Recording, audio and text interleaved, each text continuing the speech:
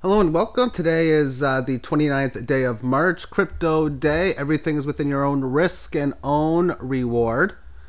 And this will be a longer one. I haven't done as many extra videos in the last week or such. I have done a lot of transitioning within my portfolio, and I kind of do that quite frequently now that I think about it. But throwing that part aside, the only thing I've been able to really sell other than US dollars in the crypto space in the last, since I woke up, is Tron.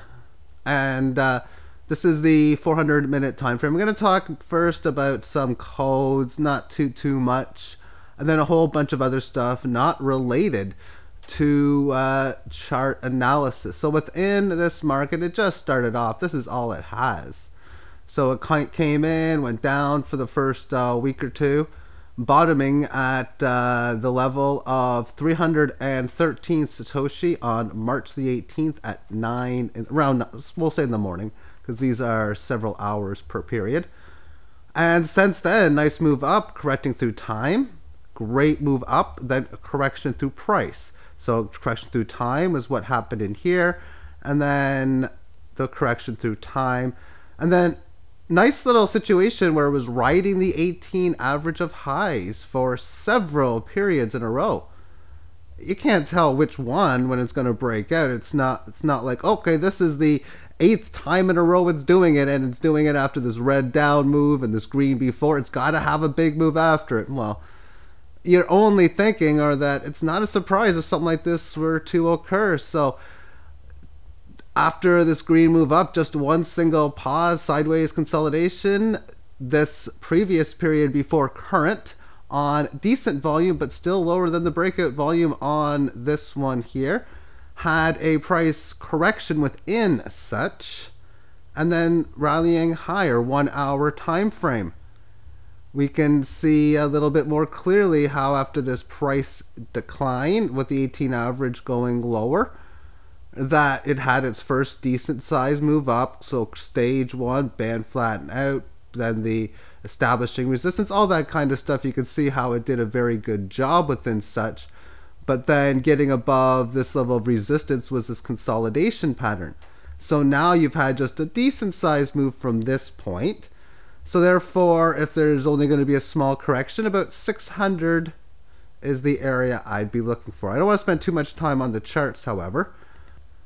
I mean, here's another just random one. Well, it's not a random one. It's the one down decent so far, 8.73%. There isn't anything down like 20%, at least not on the ones I'm looking at.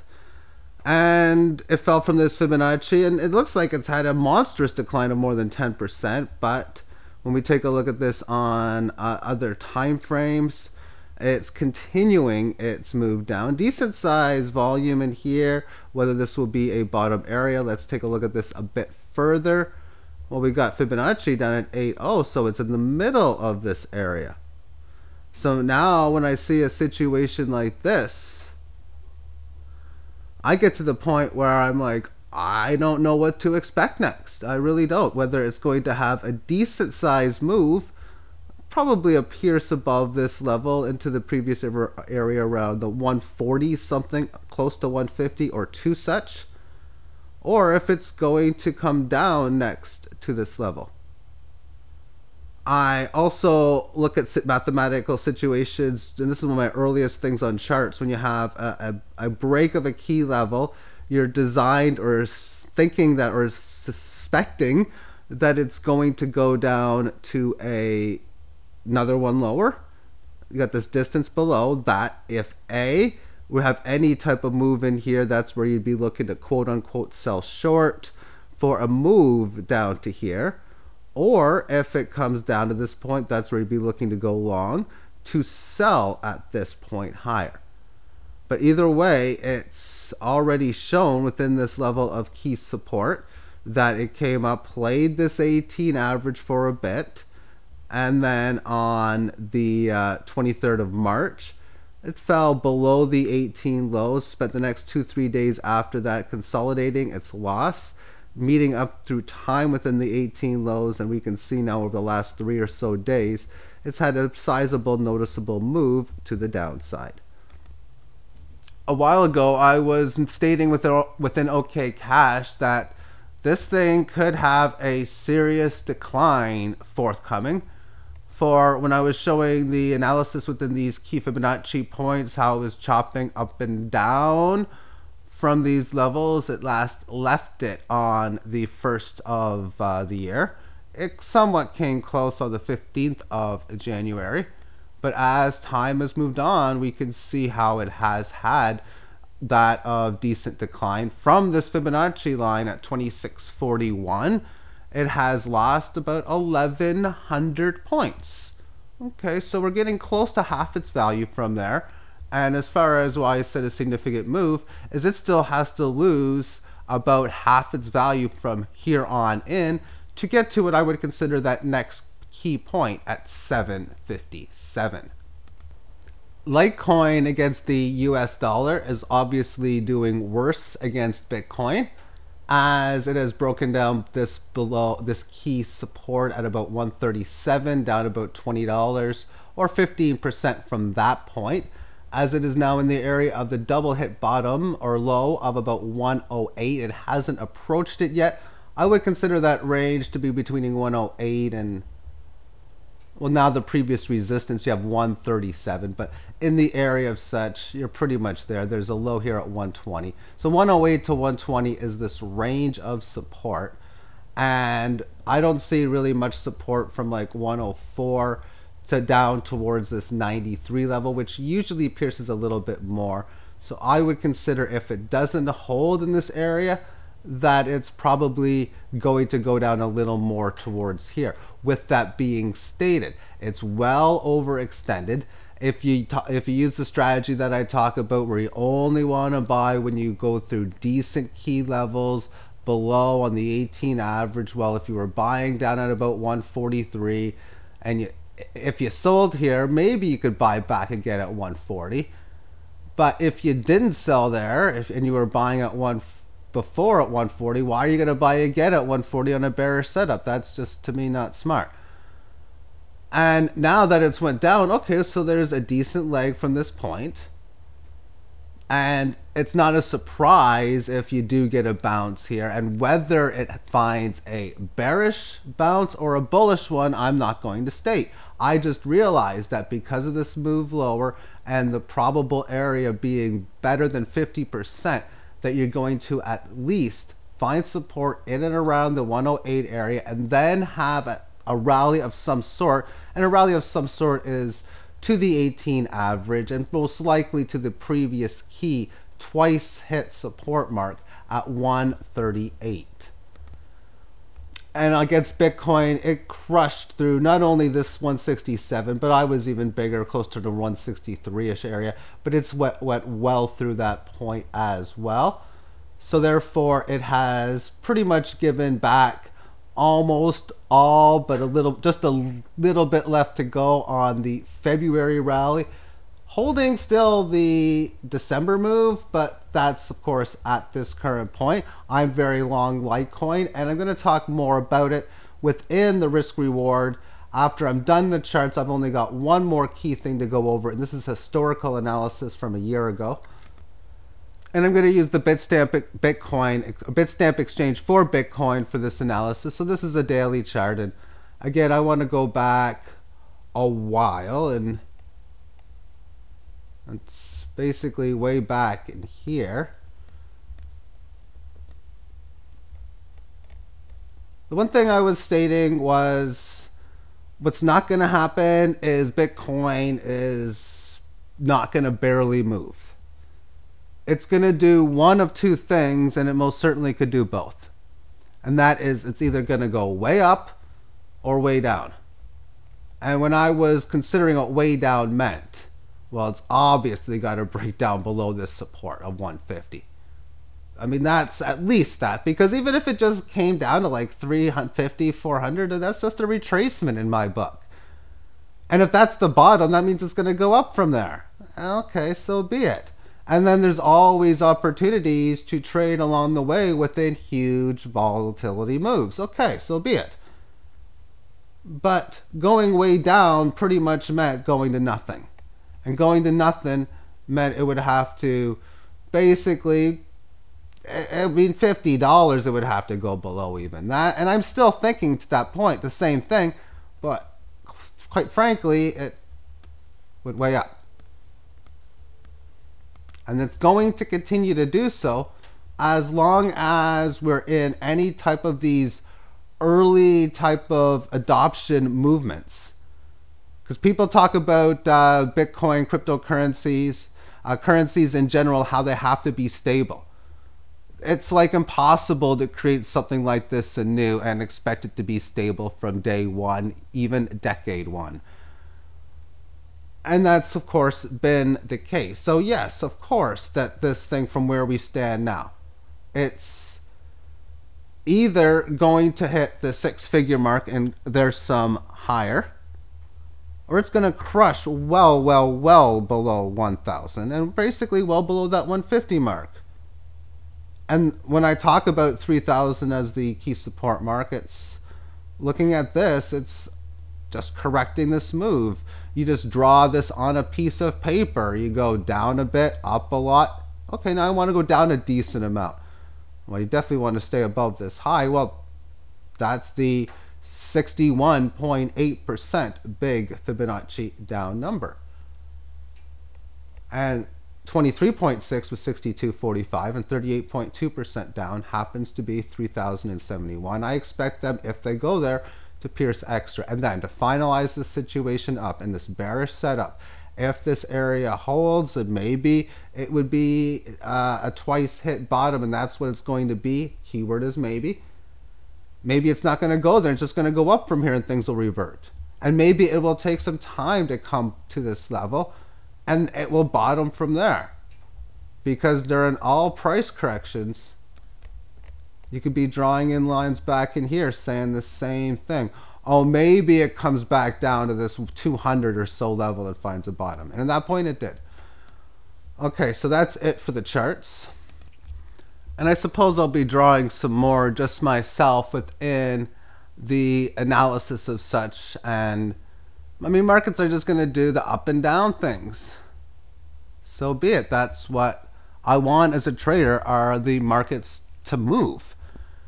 And within what I've been talking about just the last few days about the strategy and buying and buying and selling, buying low, selling high based on market performance. Well, this is what I have been noticing. So say, for example, and I'm going to use dollar terms for this because it'll be a little bit easier. Let's just say I got $2,000 on a particular code. This could work in the stock market, of course. Anything you can trade against US dollar tether, it can work against so many different codes. And of course in Bitcoin, it's the exact same thing, and that's how I'm doing in such. So the markets go up a bit, and you notice that your portfolio value after a 15% gain is 2,300. Well, now what I want to do, if it goes to 2,300, is sell $300 worth of it and bring it back down to 2,000.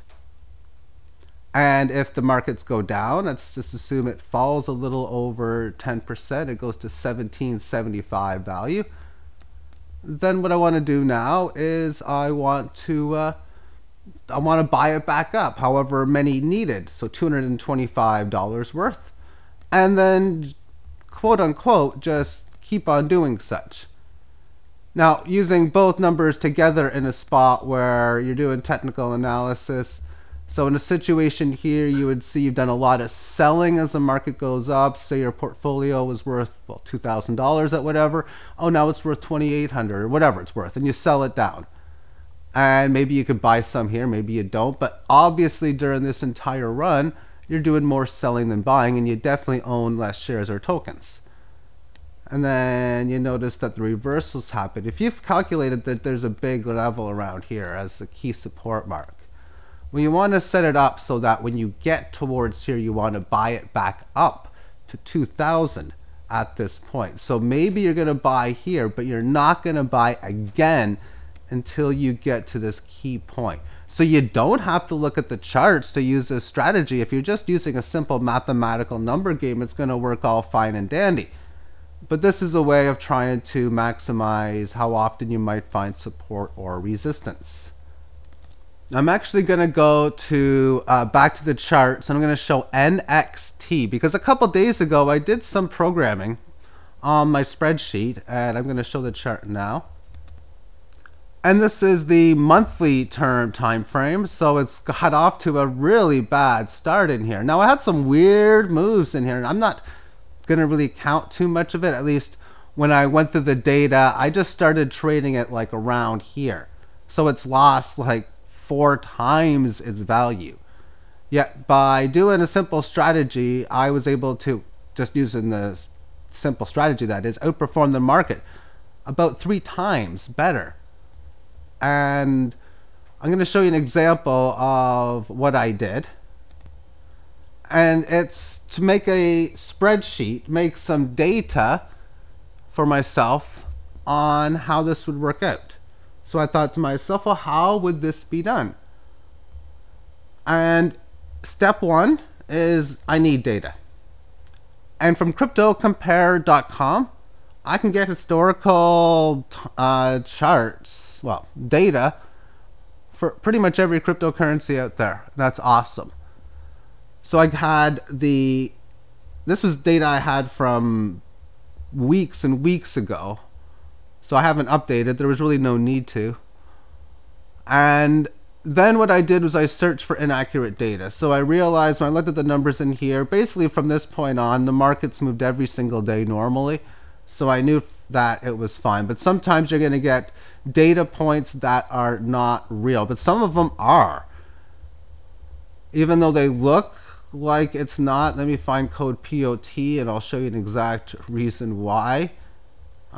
These moves actually, this might not be the code. I think it's cannabis now that I think about it.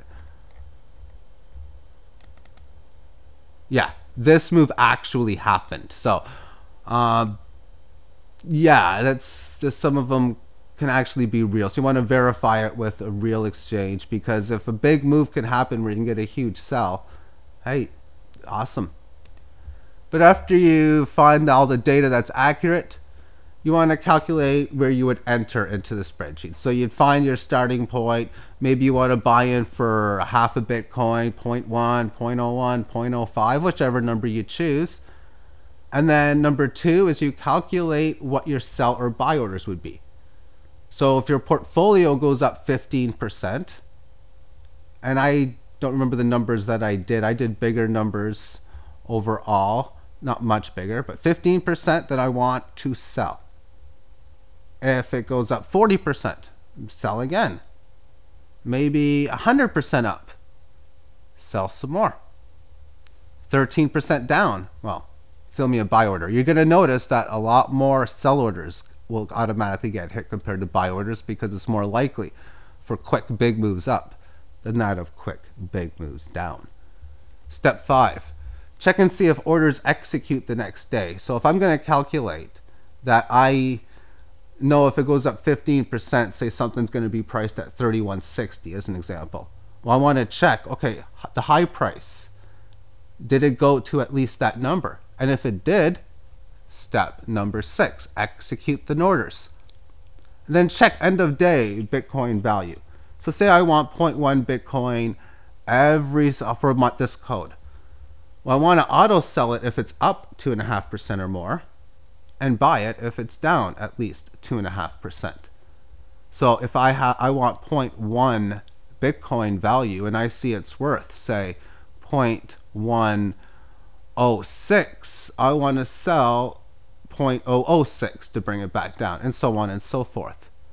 And keep on doing that, and then calculate the current result. So I basically did such with that of the NXT, I think it was.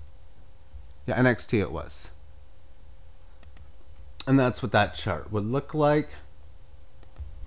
Now I'll show you some mathematics that can be done to calculate some of these numbers. Let's assume that you have a target ownership of 0.02 Bitcoin. You have code ABC, and let's just assume that you bought it at 3,196. you would need to be buying about 625 of them, or the amount you want to buy divided by the price. So if you have 0.02 Bitcoin you want to buy and the price is within this, there's always 8 decimals. So if it's a 4-digit number, you need 4 decimals. If it's a 3-digit number, you need 5 decimals. A 5-digit number, you need 3. 8 minus the amount of digits that it has. So therefore, you're calculating, okay, I bought at 31.96. What's a 15% gain? Well, 31.96 multiply 1.15 would equal around 36.75. How much would you sell? Well, I want to sell it down so that at that price, what I own is worth 20% or 0.0 or 2% of a Bitcoin. Therefore, if I gained 15% on a value of 20,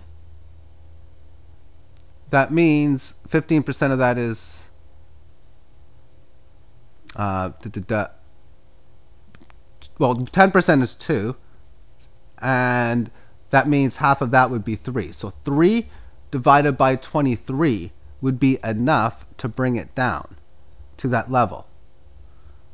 And you multiply that by what you own, which is 625. I would want to sell 81.6.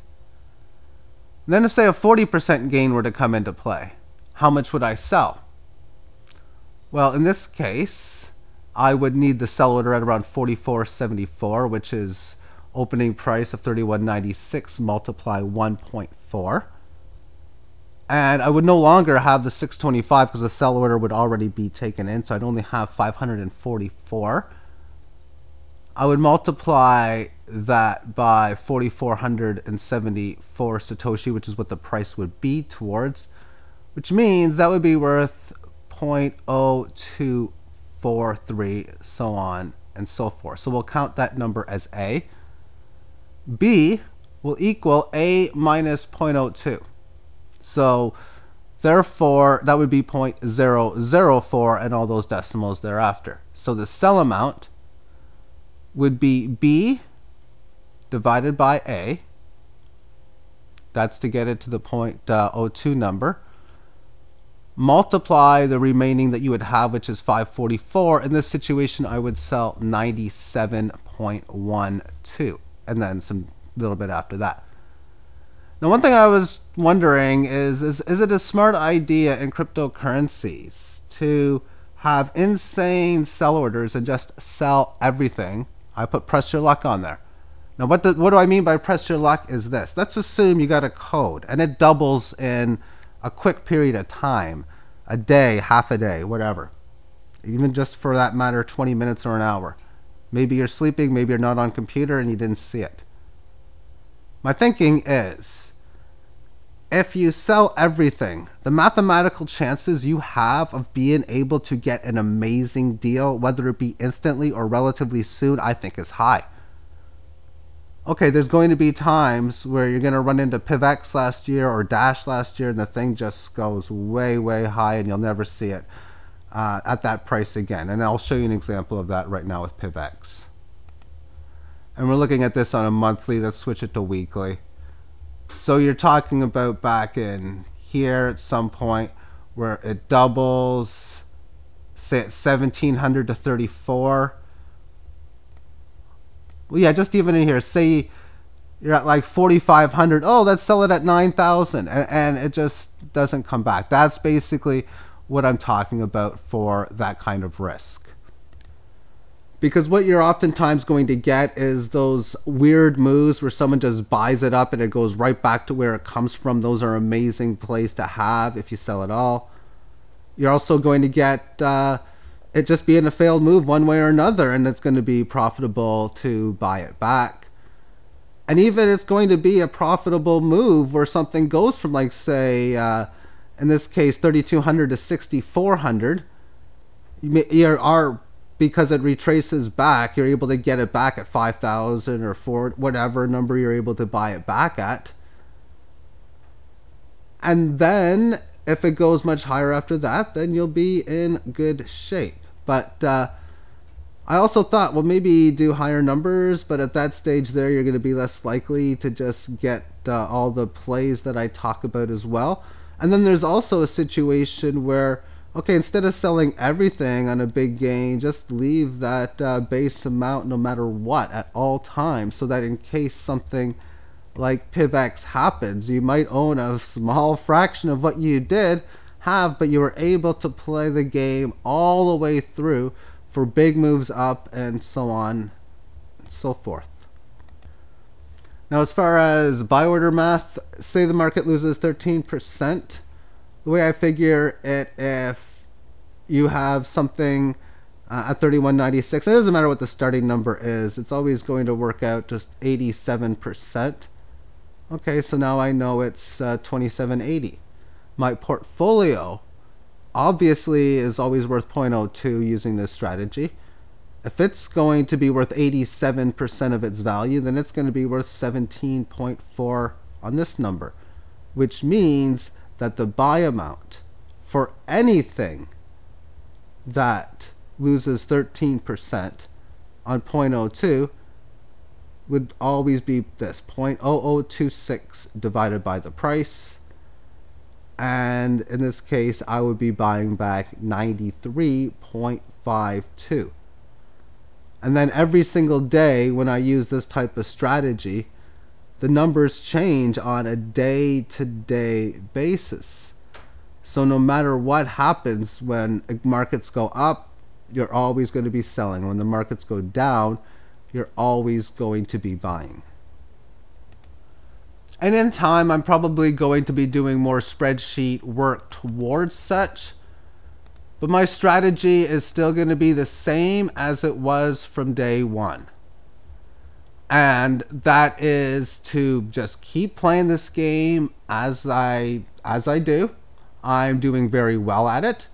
And every so often, I want to profit take, whether the markets for my portfolio goes up or down.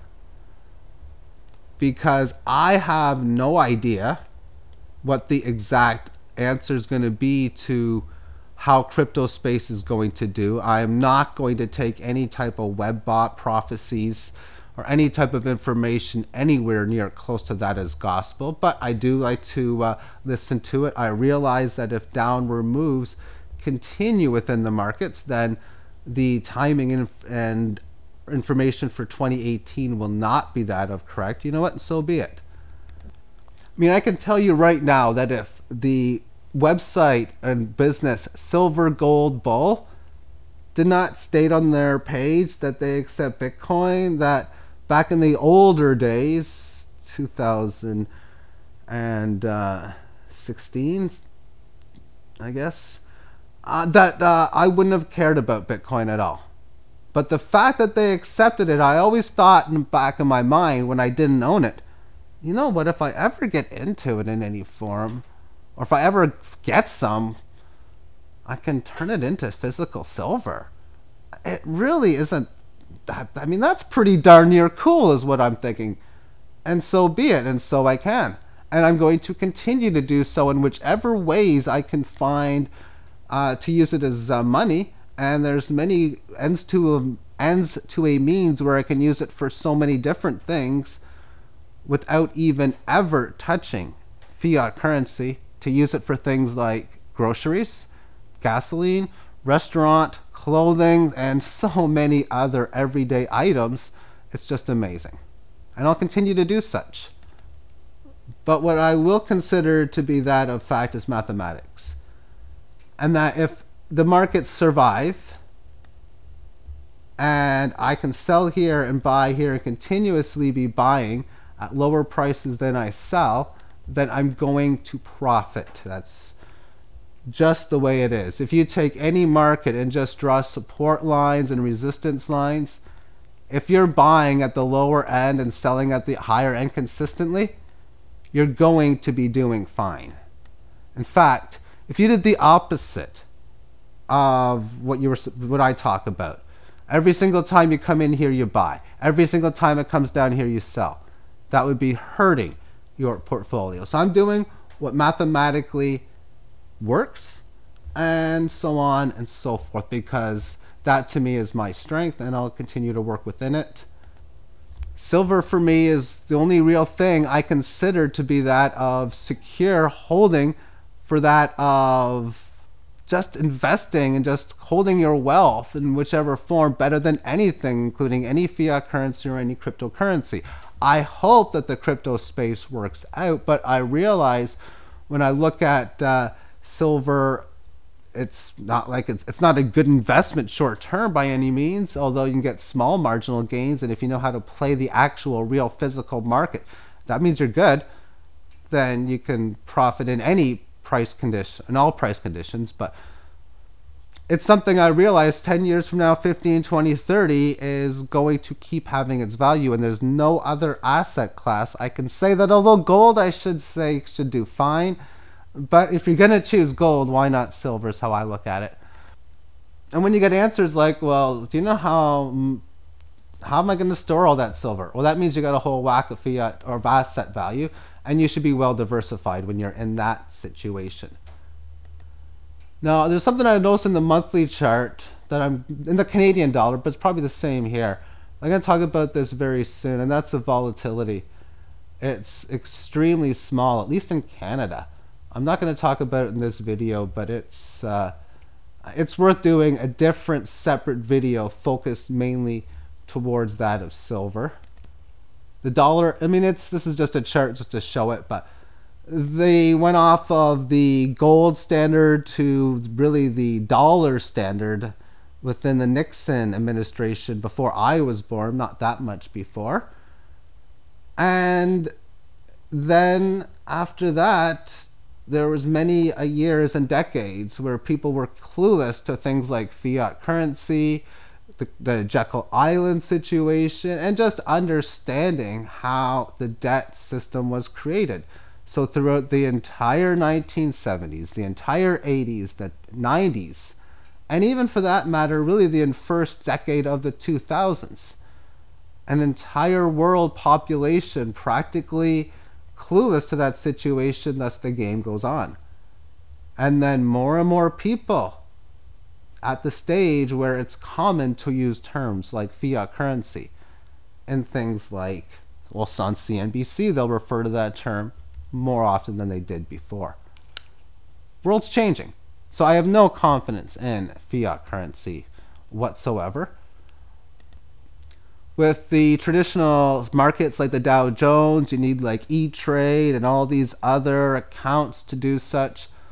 I was never happy with how those exchanges worked, mainly like $10, $20 trades. How can you, that's just not like, well, it's just not right. So when I came into cryptos and noticed that, oh, it's 0.0 or 1/4 of 1%, 1/5 of 1%, or some sort of number like that, I'm thinking, wow, that's cool. And then they have these, some of them have like low minimum bets. I'm thinking, wow, that's even kind of too low. But one of the things I'm thinking of, heck, if you want to learn, and let's just put a crypto market up, let's do Dash. But if you want to play a cryptocurrency, and it's not loading, which is unfortunate. There we go. But if you want to play cryptocurrencies and just want to learn, you can do so with 20 bucks, 50 bucks, 100, or whatever you consider very small. Man, the way things were moving, the new forms of money and the way things were changing, I loved it, and I still do, because I was very unhappy with how traditional markets moved. All right then. Thank you for tuning in, and have yourself a great day. Bye-bye.